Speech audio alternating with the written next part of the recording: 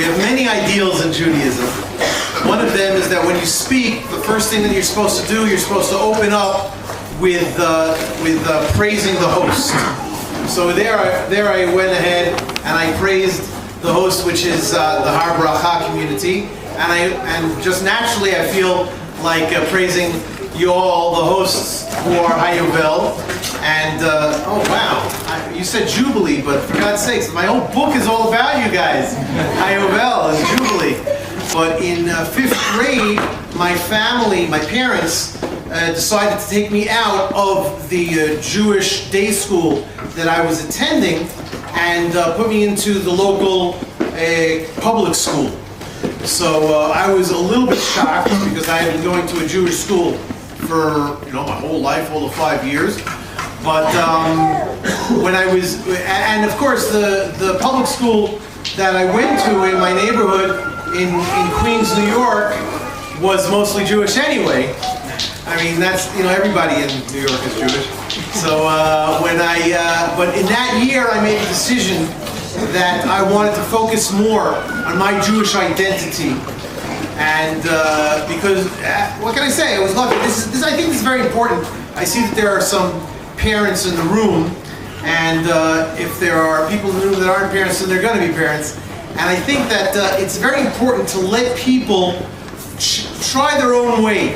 Because if somebody were to look at me when I was in 5th grade or 4th grade and say, oh, he's not religious, oh, we got to make him more religious, give it time. You never know what kind of experience people are going to have at the right time. God decides. We again, another phrase that we have, that it's not a single blade of grass, that God doesn't appoint that and until it grows. So if God is pointing at every single piece of grass, we won't get into that now, that's arguable, but certainly for every individual, and certainly for every Jewish person, and I always like to quote, well, not to quote, but to remember the book of Genesis that talks about Abraham and all of the souls that Abraham made. I'm translating from the Hebrew in Haran, where he was. Basically, that means, and it seems to me, the focus of Abraham's mandate was to bring people closer to God. Today, I would say bring people closer to the God of Abraham, but he wouldn't say that. And he's right, because there's only one God. And those people who all of these people, especially, I'm saying, but even not those people, God is focused on them, and God has a plan for them, and God has a plan for us all. So the plan that God had for me was that in 6th grade, when I went back to the Jewish day school, there was a guy walking around who was trying to interest kids in going to jiu-jitsu, karate, to learn that kind of stuff. So I went there for a few weeks or months or whatever it was, but mostly this guy said to me, it was friends, it wasn't a teacher, it was like a jiu-jitsu instructor, so I was more close with him. He said, Gidon, would you like to come over to my house? I'm doing something really interesting, really we're going to be stuffing envelopes. Okay, if you say it, I'll do that. What was that movie? Yes, Grasshopper. Whatever he tells me. And it ended up that he was besides being a black belt, he was also the leader of the local branch of Bnei Akiva. I have a feeling that you guys have heard, certainly the veterans amongst you have heard of Bnei Akiva. Bnei Akiva is a worldwide youth movement, youth organization of religious Zionists. So he brought me over to his house to stuff the envelope that were mailed. You guys know what an envelope is? It's like a mail letter. Yeah. The older ones amongst them. Can you imagine? Can you come over here and press send for me? But he introduced me to the idea of Bnei Akiva and religious Zionism. And towards the end of the year, he even came to my parents, came to our home, and said, "Listen, I'd really like it if your son Gideon at the time would be able to come to our summer camp. So that happened, and what can I say, I fell in love. Because the ideals that I was taught over there in this B'nai Akiva were the ideals of religious Zionism. Throughout Jewish history, especially since the exile, or at least the way that we read Jewish history, the focus has been on the Torah. The Torah has been called the Jewish people's portable homeland. And really, I think that makes a lot of sense. Because when you have a people who live in a homeland, okay, they're living in a homeland.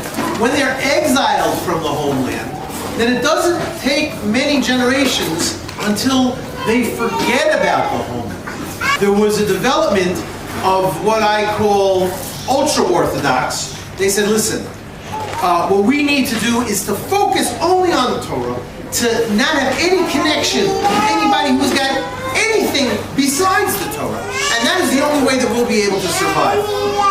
So this community and the non-ultra-Orthodox, if you will, community kept growing further and further apart.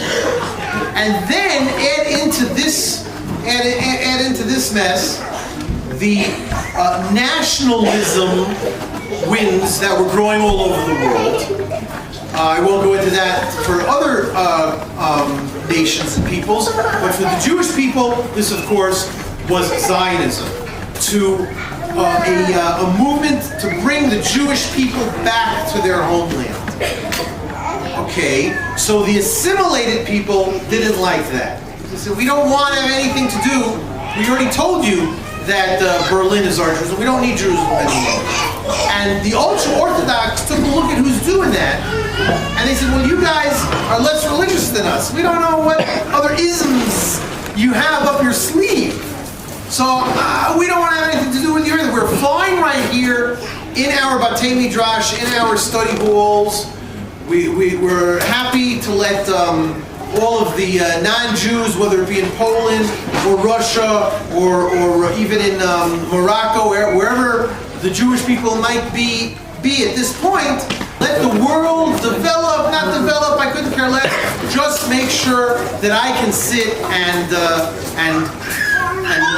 learn the Torah and be the kind of Jew that I think that God wants me to be. There were many Jewish teachers who said, you can't do this. You can't say that Berlin is your Jerusalem, because Jerusalem is Jerusalem. That is the uniqueness of the land of Israel.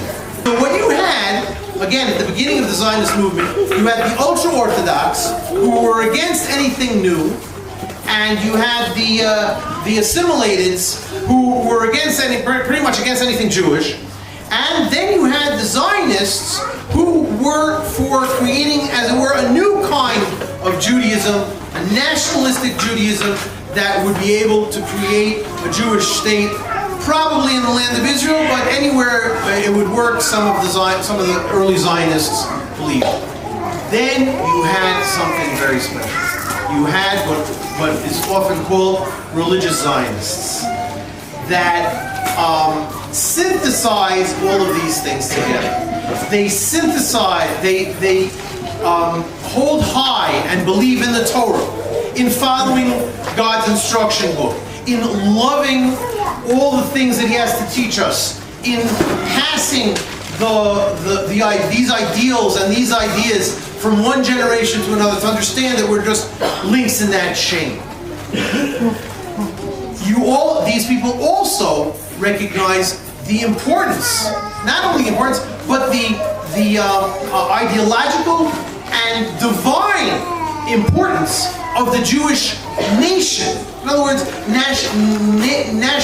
nationalism is not a dirty word according to religious nationalists. Because it's not just a question of, well, I follow the Torah, my neighbor doesn't, to help with him. No, we are a nation. There's a word in Hebrew that I'll teach you. It's tzibur. Or maybe some people know, certainly some of you guys know. Tzibur, it's tzadi beit reish. Let me write it on the board. Tzadi beit reish. that it's well known that stands for Tzadikim, Beinonim, Rishaim. A tzibur is a congregation, a group of people, a cohesive group of people, but it's made up of tzadikim, righteous ones, beinonim, medium ones, and rishaim, even evil ones. Okay, it works okay with the letters. But I'm gonna give you something on the side over here. There's another word that has those three letters, the tzadi, the bet, and the resh. They are sabar. Anybody know what that sabar is? How about a sabra? So in other words, here we are in Israel, and we are growing our very own community, our very own nation. So the idea of nationalism is an important religious one, an important Torah value, that the Jewish people is a Jewish people and not just individuals. And finally, the idea even of assimilation, as it were. In other words, the idea of having part in this whole world, not just letting the non-Jews do whatever they want. You know, if they're going to invent stuff, let them invent stuff. If they're going to have a good government, let them have a good government. It's going to be bad, who cares? No. We are going to take responsibility for our own lives, for our own destiny, and for our own state and government.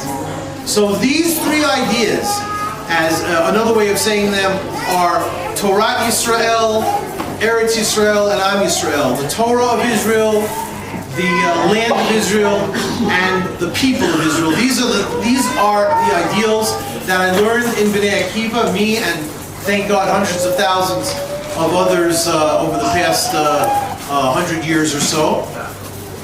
And it just vitalized me so much that after about 3 years of going to these summer camps, my parents asked me if for 10th grade, after I was in 9th grade in a not so good high school, would you like to go to Israel for 10th grade? So I jumped at the chance.